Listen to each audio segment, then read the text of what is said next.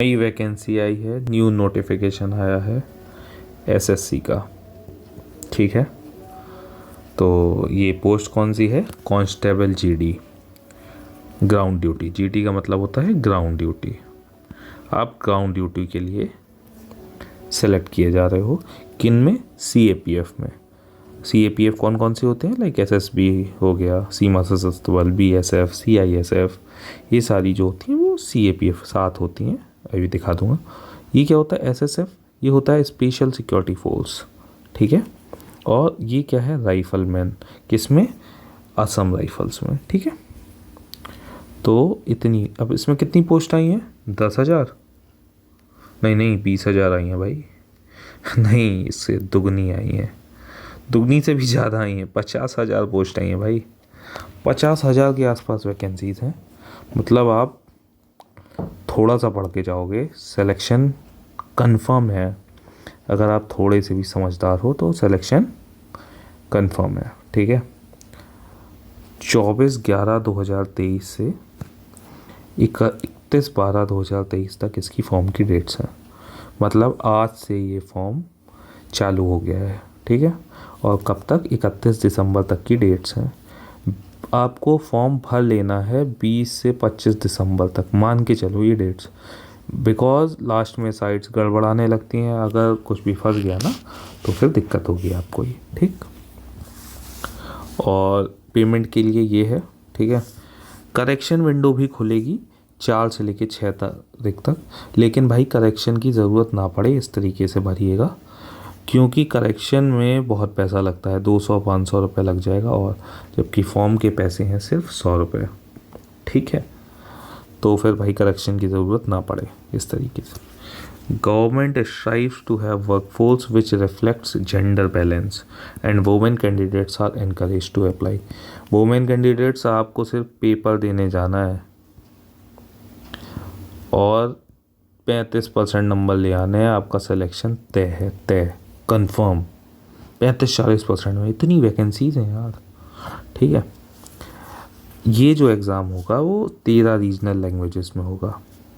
ठीक है, physical efficiency test भी लड़कियों के लिए अलग होगा, लड़कों के लिए अलग होगा। देखो, सबसे पहले क्या हुआ कि इसमें आपने टेस्ट दे दिया, फिर पीटी हो गया जिसको फिज़िकल एफिशिएंसी टेस्ट बोलते हैं। मेडिकल हो जाएगा, आपको अगर कुछ दिक्कत होगी तो रिव्यू के लिए भी मिलेगा, रिव्यू मेडिकल कराना होगा आपको। ठीक है, चलिए, ये हो गया। Vacancies of constable GD in SSF will be filled on all India basis, जबकि दूसरे में जो है वो यूटीज़ और स्टेट्स के अकॉर्डिंग भी मिलेगी। भाई एसएसएफ में ऑल इंडिया बेसिस पे भरी जाएंगी। ठीक है, चलिए, अभी ये क्या है? ये एनेक्सर 1 और ये 11th और 12th में हम देख लेंगे। बाकी कुछ खास नहीं होगा। बेसिक जो फंडा है वो यही है कि पढ़ाई करनी है, फ़िज़िकल के लिए प्रिपरेशन आज से शुरू करनी है, क्योंकि फ़िज़िकल बहुत टफ होगा। मतलब फ़िज़िकल मुश्किल ज़्यादा रहेगा अगर किसी ने अभी तक दौड़ा भागी नहीं की है। ठीक है, ये सब चीज़ें ये हैं कि कुछ भी दिक्कत होगी, और एडमिट कार्ड जो है वो वेबसाइट पे डाल दिया जाएगा। ठीक है, चलिए, पे स्केल की बात करें तो पे स्केल आपका ये है 21,700। भाई बहुत सही पे स्केल है, इस बात को समझिएगा। 21,700 से जब आपकी पे आएगी ग्रॉस की, अगर मैं बात करूं, ठीक है, अगर आप सपोज़ करो दिल्ली में पोस्टेड हो तो आपकी ग्रॉस इनकम जो होगी वो 42 के आसपास होगी, और जो इन हैंड आएगा वो अराउंड ऐसा बोल सकते हैं कि 36 के आसपास इन हैंड आ जाएगा। ठीक है, तो आप समझ लीजिए काफ़ी सही पे स्केल है। ठीक है, लेवल 3 का जॉब है, और तो हर 6 महीने में पे बढ़ना है यार 3%, मतलब 3% 4% से। ठीक है, तो पे स्केल स्टार्टिंग ये रहेगा। ठीक, बिकॉज 46% का डीए चल रहा है अभी। जब तक आप ज्वाइन करोगे ये 50+ हो जाएगा। ठीक, तो सीधा डबल हो जाएगा हिसाब। चलिए, तो पे स्केल काफ़ी सही होता है। देन बात कर लेते हैं बीएसएफ। बीएसएफ में कितनी वैकेंसीज है? 5,211। लड़कियों आप भी देखो, 963। ठीक, टोटल कितनी? 963 वैकेंसीज। आपको बस जाना है, पेपर देना है, अच्छे से तैयारी करनी है और लो सिलेक्शन कंफर्म। ठीक है, तो टोटल वैकेंसीज जो है वो 26,146 हैं। ठीक है, 50,000 नहीं है, 50,000 की आधी वैकेंसीज हैं। ठीक है, लेकिन 26,000 ना एक बहुत बड़ा नंबर होता है, बहुत बड़ा नंबर। ठीक है, देन CISF में कई लोग जाना चाहते हैं। ठीक है, तो 4,000 वैकेंसी, सबसे ज़्यादा वैकेंसी CISF में दिख रही है आपको। देन CRPF, देन सीमा सशस्त्र बल, ITBP में 1200, AR क्या है ये, Assam rifles, SSF special security force. ठीक है, CISF का मतलब ये होता है, मैं बता देता हूँ, बॉर्डर सिक्योरिटी फोर्स है, इनमें क्या होता है फ़र्क भी। BSF ये होता है बॉर्डर सिक्योरिटी फोर्स, ये कहाँ जाएगा, इंडिया पाकिस्तान के बॉर्डर पे, इंडिया बांग्लादेश के बॉर्डर पे। ठीक, CISF जितने भी इंडस्ट्रीज़ हैं वहाँ पे पहुँचेंगे, जितनी भी इंडस्ट्रीज़ हैं, लाइक बड़ी बड़ी जैसे कि PSUs होते हैं, बेल हो गया, भेल हो गया, इसरो हो गया, इन सब पे भी तो सिक्योरिटी की ज़रूरत होगी, वो कौन जाएंगे, CISF। ठीक है, देन आ जाओ CRPF। ठीक है, ये रिजर्व में रहती है ना, और नक्सल एरिया में रहती है, बहुत सारा डिप्लॉयड रहती है ज़्यादातर। जैसे कि आपने कोबरा का नाम सुना होगा ना, कोबरा वो CRPF का ही है एक। वैसे दूसरे इससे भी वो वॉलंटियर कर सकते हैं, स्पेशल फोर्स होती है। ठीक है, देन SSB ये कहाँ पे जाएगी, ये सीमा सशस्त्र बल, ये हमारे इंडिया भूटान के बॉर्डर पे रहती है, इंडिया नेपाल के बॉर्डर पे रहती है। ITBP ये रहती है इंडो तिब्बतन, समझ में आ रहा है, अरुणाचल वाले एरिया में रहती है, इंडिया अरुणाचल प्रदेश के बॉर्डर में, उत्तराखंड हिमाचल के बॉर्डर पे भी ये डिप्लॉयड रहते हैं। असम राइफल्स, भाई असम वाले राइफल्स हैं, आप समझ सकते हो, अरुणाचल वाले एरिया में रहेंगे। ठीक, और SSF ये ऑल ओवर इंडिया पोस्टिंग रहेगी इनकी। ठीक है, अलग अलग जगह पे जहाँ पे ज़रूरत होगी। ठीक, चलिए, वैकेंसीज़ आर टेंटेटिव, ये हर जगह लिखा होता है, लेकिन आप समझ लीजिए कम नहीं होनी है इससे वैकेंसी, इससे बढ़ेंगी ही वैकेंसी। ठीक, चलिए, और क्या है, 10% वैकेंसीज जो है वो एक्स सर्विसमैन के लिए। एक्स सर्विसमैन को भाई बहुत बेनिफिट मिलता है, क्योंकि 10% वैकेंसीज UR से कट के जाती हैं, है ना, और बहुत और भी कम कट ऑफ मतलब जाती है इनकी, बहुत आसानी, बस पेपर दे आए ये, इनका सिलेक्शन हो गया। इन्हें तो मेडिकल में भी और फिज़िकल में भी छूट मिलती है ना।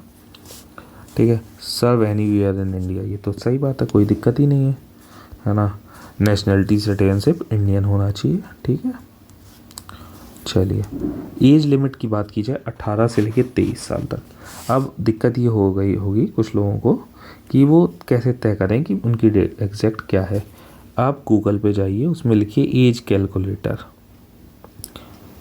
सबसे पहला जो लिंक आ जाए उस पर जाके अपनी DOB डालिए। ठीक है, और ये वाली डेट डाल दीजिए, नहीं हाँ ये वाली डेट डालिए, ये वाला हिसाब है ना इससे, तो उसके बीच में अगर 18 से 23 दिखा रहा है तो मतलब आप एलिजिबल हो। ठीक है ना, सिंपल सा फंडा। एक्चुअली ये वाली डालना, ये लेटर ये उनके लिए है जो क्या बोलते हैं एज रिलैक्सेशन मांग रहे हैं। ठीक है, ये तो आप 23 साल से कम के निकले हो अगर तो सब सही है। ठीक है, इससे और 18 साल से तो ऊपर ही होगे, इससे ये वाला है। ठीक है, चलिए, तो एज रिलैक्सेशन का क्या है, एज रिलैक्सेशन SC/ST को 5 साल, OBC को 3 साल, एक्स सर्विसमैन को 3 साल। ठीक है, किस बात की, after deduction of the military services. ठीक है, फिर ये वाले जो लोग होंगे उनके लिए 5 साल है, किसी के लिए 8 साल है। ठीक है, कम्युनल राइट्स जो गुजरात में हुए थे। ठीक है, और ये विक्टिम्स जो भी हैं उनके लिए। ठीक, चलिए, ये जो लोग होंगे उनको पता होगा, ये सेंट्रल गवर्नमेंट की सारी वैकेंसीज़ का ये रूल रहता है। ठीक है, डेट ऑफ बर्थ आप कहाँ के हिसाब से भरोगे, जो भी आपकी 10th की मार्कशीट में लिखी है वही डेट ऑफ बर्थ भरना है, वही नाम भरना है, वही मम्मा का नाम, वही पिताश्री का नाम। जो भी गलत भरा होगा 10th की मार्कशीट में तो भी वही भरिए, क्योंकि वही सही है अब। ठीक है, एक्स सर्विसमैन वालों की रूलिंग उनको पता है क्या क्या होती है, उनको पता ही होता है यार। ठीक है, क्योंकि वो तो सर्विस में रह के आए हैं इतने साल। ठीक, चलिए, उसके बाद देख लेते हैं प्रोसेस ऑफ सर्टिफिकेशन। भाई सर्टिफिकेशन का क्या प्रोसेस है, सिंपल सा फंडा, SC ST का सेंट्रल का और स्टेट दोनों का चल जाता है, OBC का जो है सेंट्रल वाला चलता है, ठीक है, सेंट्रल का रिक्वायरमेंट होगा। EWS का क्या होगा, EWS का जब फॉर्म भरा जा रहा है उससे पहले का आपके पास EWS होना चाहिए उसी फाइनेंशियल ईयर का। ऐसे सिंपल से रखोगे तो फ़ायदे में रहोगे, ठीक। EWS का हिसाब, EWS के पंगे होने नहीं चाहिए। डोमिसाइल की ज़रूरत है जिन CAPF में भरने के लिए, उनमें डोमिसाइल होना चाहिए आपके पास, ठीक। चलिए, since the state of Assam is not issuing domicile certificate, तो इनके लिए ये रेजिडेंशियल स्टेटस को चेक करते हैं, है ना, वो उनके अकॉर्डिंग जैसी भी प्रोसेस होगी वो, ठीक। चलिए, एजुकेशनल क्वालिफ़िकेशन ने बता दिया, 10वीं क्लास पास होना ही चाहिए, ठीक, इसके अलावा कुछ भी नहीं चाहिए। 10वीं क्लास तो यार पास होने के बाद मतलब नौकरी मिल जा रही है, बहुत बड़ी चीज़, ठीक। अगर आपने NCC किया हुआ है तो आपको मार्क्स में फ़ायदा मिलेगा, 2, 3 और 5% का हिसाब, ठीक है। Benefit of incentive bonus marks will only be provided to candidate जो भी NCC के सर्टिफिकेट ऑनलाइन एप्लीकेशन में हो भर देंगे, ठीक है, उनको ही मिलेगा बेनिफिट। चलिए, तो अगर आप NCC हो तो बहुत ध्यान से अपनी सारी डिटेल्स भरें, ठीक है। चलिए, उसके बाद आ जाता है कैसे अप्लाई करेंगे, ये मुझे बताने की देखिए ज़रूरत, तो आजकल आप सभी के पास फ़ोन, लैपटॉप, कंप्यूटर का जुगाड़ रहता है, वरना कैफ़े पे जाके भरवाते होंगे। अगर कैफ़े पे जा रहे हैं तो मुझे बताने की ज़रूरत नहीं, अगर फ़ोन या लैपटॉप से भर रहे हैं आप तो बहुत ध्यान से भरिएगा। अगर आपकी इमेज प्रोसेसिंग में दिक्कत आए, सबसे पहले एज वाला मैंने बता दिया, अगर इमेज में तो आप सिंपल डालिए इमेज कंप्रेसर, गूगल में इमेज कंप्रेस डाल दीजिए, जो भी पहला लिंक आए उसमें आप अपलोड करिए अपनी इमेज को, और उसमें देख लीजिए जब उसको कंप्रेस करेंगे तो 20 से 50 KB के बीच की फ़ाइल हो जाए, बस इतना ध्यान रखना है। आजकल की लेटेस्ट फ़ोटो लगाइएगा, बिना चश्मा की लगाइएगा, और सादा सी फ़ोटो अपनी बिल्कुल पासपोर्ट साइज़ लगा के उसमें अपलोड करिएगा, सेम सीन साइन के साथ कंप्रेस करिए और उसको डाल दीजिए, ठीक। और हाँ, देखो साफ साफ लिखा है ना, कोई चश्मा नहीं, कोई टोपी नहीं, कोई तीम झाम नहीं, बिल्कुल सादा सी इमेज, ठीक। ये सबसे ज़्यादा पंगा होता है और रिजेक्ट होते हैं फॉर्म्स, ठीक है, तो ध्यान से भरिएगा। एप्लीकेशन फ़ी 100 रुपये है, और भाई वोमेंस के लिए तो वो भी नहीं है, ठीक है, वोमेंस और SC ST कैटेगरी के लिए, ठीक। और कैसे पैसे पे करोगे, भीम UPI, बाकी बैंक से भी जाके कर सकते हैं, लेकिन बहुत सर दर्द होता है उसमें, चालान वालान शायद अब नहीं है इस बार, है ना, चालान बना के भी होता है, उसमें ज़्यादा ही पैसा लगता है, 100 का 150 लग जाता है, बिकॉज ऑफ कुछ चालान के चार्जेस रहते हैं ना, बैंक चार्जेस, ठीक है। करेक्शन फॉर्म मैंने बता दिया था, ज़रूरत ना पड़े 200-500 रुपये लगते हैं यार, देखो करेक्शन के लिए 200 रुपये, और दोबारा से कुछ तो करना हो तो 500 रुपये, क्यों पंगे लेने हैं यार, ठीक है। बिल्कुल ध्यान से भरो और 25 दिसंबर तक भर के ख़त्म करो फॉर्म, ज़्यादा लेट नहीं करना है इन सब चीज़ों को, ठीक। बिफोर सबमिशन कैंडिडेट सब कुछ चेक कर ले, ठीक है, फाइनल सबमिट से पहले सब कुछ अच्छे से चेक कर ले, ठीक है। और उसके बाद कोई भी चीज़ ऑफलाइन नहीं भेजनी है आपको, बस ऑनलाइन फॉर्म जमा करना है और जिंगा लाला पढ़ाई मतलब शुरू कर देनी है, ठीक। सेंटर्स आप अपने अकॉर्डिंग भरोगे, जो आपको दिख जाए आपके करीब, अच्छे से देख के इसमें भी चेक कर सकते हो। अब देखो, जो जिस रीजन में हो, जो जिस जगह से होगा उस से रीजन अपने सेलेक्ट हो गए, बिहार और उत्तर प्रदेश, तो उनको ये सारी जगह पे भरना है, जो भी है आपके करीब में हो। 3-4 पूछे जाते हैं, उन 4 में आपको भरना है अच्छे से, सबसे करीब वाला। घूमने के चक्कर में एग्ज़ाम में मत रहिएगा प्लीज़, उसके अलावा घूम लीजिएगा, सर्विस मिल जाएगी ये वाली तो आराम से घूम लेंगे, ठीक है। तो इस वजह से इसको बहुत ध्यान से, सबसे करीब वाला, ताकि आसानी से पहुंच सकें वो, ठीक। तो आप अपनी जगह के हिसाब से देख लीजिए। चलिए, फिर PET की बात कर लेते हैं। और जो PET होगा वो state UT with centre located, जिस जगह पे भी होगा भाई उस जगह पे आपको बुलाया जाएगा, आपको जाना पड़ेगा, ठीक है। और डोमिसाइल सर्टिफिकेट की रिक्वायरमेंट उस जगह पे होगी आपकी। ठीक, चलिए एग्ज़ामिनेशन स्कीम, ये बहुत इंपॉर्टेंट चीज़ भाई। सीबीटी का पेपर होगा तो कितने नंबर का होगा? 80 नंबर का क्वेश्चन हो, 80 क्वेश्चन होंगे 2 नंबर के, मतलब कितने का हो गया? 160 का पेपर हो गया। 160 और कितने घंटे में करना है? 1 घंटे में। रीजनिंग 20 क्वेश्चन की, जीके अवेयरनेस 20 नंबर के, एलिमेंट्री मैथमेटिक्स 20 की, इंग्लिश और हिंदी कितने की? 20 की।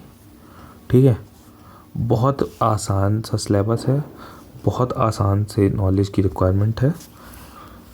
नॉलेज अवेयरनेस का भी 20, इसमें साथ साथ करंट अफेयर्स भी पूछते हैं इसमें कुछ कुछ। ठीक है, एलिमेंट्री मैथमेटिक्स आपको करना क्या है, मैं इसकी स्ट्रेटजी एक अलग वीडियो में बनाऊंगा। ठीक है, अभी बस ये समझ लीजिए कि ये 4 सब्जेक्ट में आपको पकड़ करनी है।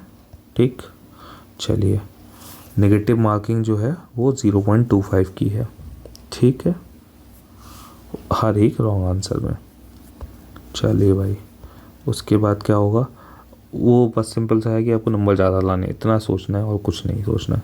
तमाम चीज़ें होती हैं। ठीक है, आप रिप्रेजेंटेशन डालोगे और क्या रिप्रेजेंटेशन सही हो जाएगा तो नंबर बढ़ेंगे, ये सब चक्कर में मत पड़ना है। सिंपल सा फंडा है, अपन अगर 30 कट ऑफ जाना है ना तो अपने पहले ही 40 हो, 3 जाम से दूर। सारे सिलेबस की चीज़ें इसमें दी गई हैं। रीजनिंग का सिलेबस क्या रहेगा आप देख सकते हो, वर्बल और नॉन वर्बल दोनों, visual memory, arithmetical, reasoning, figure. ठीक है, ये सारी चीज़ें रहेंगी। जनरल नॉलेज और अवेयरनेस में ये नॉर्मल जो करंट इवेंट्स हैं, बाकी polity, history, constitution, scientific research, इन सब से रिलेटेड क्वेश्चंस होंगे। मैं पूरे सारे क्वेश्चंस आपको, मैं जीके का, जीडी का, पीवाईपी की सीरीज शुरू करूँगा। ठीक है, आपको वो अच्छे से देखनी है और गारंटी है 20 में से 10 तो एग्जैक्ट रिपीटेड टाइप के क्वेश्चंस मिल जाएंगे आपको उसी सीरीज से। ठीक है, और बाद बाकी उनसे जुड़े हुए, मतलब 20 में से अगर आप 15 क्वेश्चन सही कर लिए तो बहुत मोर देन इनफ होगा। ठीक है ना, सच बता रहा हूँ, जीके में सबसे कम स्कोर जाता है। ठीक है, मैथ्स में, इंग्लिश, हिंदी में आपको पूरे पूरे नंबर लाने हैं, रीजनिंग में पूरे पूरे नंबर लाने हैं, लेकिन जीके में पूरे के पूरे नंबर आते नहीं हैं। मैं ये जो बता रहा हूँ वो एक आइडियल सिचुएशन से नहीं बता रहा हूँ, मैं रियल सिचुएशन से बता रहा हूँ। ठीक है, रियल सिचुएशन में ऐसा रहता है। कोई अगर बोले कि 40 में 40 दिलवा दूंगा जीके में, तो या फिर तो वो भगवान है या फिर तो वो झूठ बोल रहा है, इसके अलावा कुछ नहीं हो सकता। ठीक है, तो 40 में से 30, 28, 25 मार्क्स लाना बहुत बड़ी बात है। ठीक है, और जितने कम समय में लाना है, जितना समय अपने पास, उसमें और भी बड़ी बात है। ठीक है, तो मैंने आपको बताया तरीका, आ जाएंगे, और मैं कहाँ पे हेल्प करूँगा वो भी बता दिया। पीटी की बात करनी है अपने को भाई। पीटी की तैयारी आज से शुरू मत करो, कल से कर देना, लेकिन कल से कर देना। मेल के लिए 5 किलोमीटर 24 मिनट में दौड़ना है, फीमेल्स को सिर्फ 1.6 किलोमीटर दौड़ना है 8 मिनट में, 8.5 मिनट है, 8.5 मिनट्स। ये 1.6 भी बहुत ज़्यादा होता है भाई, और 5 किलोमीटर भी बहुत ज़्यादा होता है। जिसने नहीं दौड़ा, जिसने दौड़ा है वो तो बहुत आसानी से दौड़ लेगा। ठीक, तो ध्यान रखना, कल से तैयारी शुरू करो, दौड़ना शुरू करो, नहीं तो नहीं होगा। सिर्फ रनिंग मांगी है यार। ठीक है, हाइट, वेट, हाइट इतनी हो तभी आप तैयारी कर रहे होगे, तभी फॉर्म भर रहे होगे। ये हाइट के पैरामीटर्स आप एक बार अपने चेक कर लीजिएगा, आप अपने स्टेट के हिसाब से। एसटी को कितना चाहिए, नॉर्थ ईस्टर्न को थोड़ा कम रिलैक्सेशन मिलता है। ठीक है, ये जनरल वाले हैं। ठीक, और नागालैंड, मिज़ोरम, इनको कितना चाहिए, जम्मू कश्मीर वालों को कितना चाहिए। ठीक है, चलिए चेस्ट की बात की जाए। चेस्ट में सिंपल ये है कि एक्सपेंशन, मिनिमम एक्सपेंशन होना बहुत ज़रूरी है 5 सेंटीमीटर का। तो इसके लिए आप पुशअप्स मारिए, सिर्फ एक चीज़ करिए, पुशअप्स। आप बहुत प्यार से, आपका ये भी काम हो जाएगा और मिनिमम एक्सपेंशन का काम हो जाएगा। पुशअप्स लगाइए दबा के क्या, डेली 20-25 मारिए बस। डेली 20-25 के 2 सेट मार लिए, काफ़ी है। ठीक है, बहुत आराम से ये चीज़ निकल जाएगी। वेट वाला क्राइटेरिया फुलफिल आराम से हो जाता है, आप बस दौड़ना शुरू कर दीजिए। मैंने बताया ना, ज़्यादा जगह पे दिमाग नहीं लगाना, बस दौड़ना है, ठीक है। वहाँ पे सिर्फ पढ़ना है, यहाँ पे दौड़ना है, ठीक है। मेडिकल एग्जामिनेशन होंगे, वो आप आराम से क्लियर कर ले जाओगे यार, 18-20 साल के बच्चे सब कर ले जाते हैं, ठीक है। आपका सिलेबस हो गया, आपका कैसे पेपर होना ये हो गया, ठीक है। ये क्या है, एडमिशन टू द एग्जामिनेशन, कुछ नहीं यार, कोई दिमाग नहीं लगाना, ये सब लेके जाना होता है, सबको पता है क्या लेके जाना होता है, ठीक है। नंबर कितना चाहिए, 30, 25, 20, ये क्या है, सिंपल, मतलब कितने मार्क्स वगैरह चाहिए होंगे, ठीक है, पीटी क्वालिफाई करने के लिए। आप ऐसा मान के चलिए 80 में से 50 नंबर 60 नंबर ले आइए, आपका सिलेक्शन कंफर्म हो गया, ठीक है, चाहे लड़का हो चाहे लड़की हो, ठीक है। और उसके बाद प्रायोरिटीज़ आपको भरनी है ना, और अभी ही प्रायोरिटी भरनी है, तो आपको अपना रिसर्च करना है, अच्छे से रिसर्च करना है, ठीक है। और एक एक के बारे में मैंने वैसे तो बता दिया कि कौन सी फोर्सेस किस जगह पे रहती हैं, किस जगह पे काम करती हैं, CISF का भी बता दिया, CRPF का भी बता दिया, SSB, ITBP, SSB। तो अगर एक मैं अपनी प्रेफरेंस बताऊं जिसमें आपको अगर थोड़ा सा आपको, क्योंकि ऑब्वियसली आप पढ़ाई करोगे तो उस हिसाब से अगर आपको करना है तो ये मैं प्रेफरेंस बता देता हूँ। सबसे पहले CISF भरिए, ठीक है, पढ़ाई कर सकें आप, उस हिसाब से मैं बता रहा हूँ। CRPF भरिए, SSB भरिए, ITBP भरिए, BSF भरिए, AR भरिए और SSF भरिए। ये मैं वो प्रेफरेंस बता रहा हूँ जिस हिसाब से आप पढ़ाई भी कर सकेंगे जीवन में आगे के लिए, ठीक है, ठीक।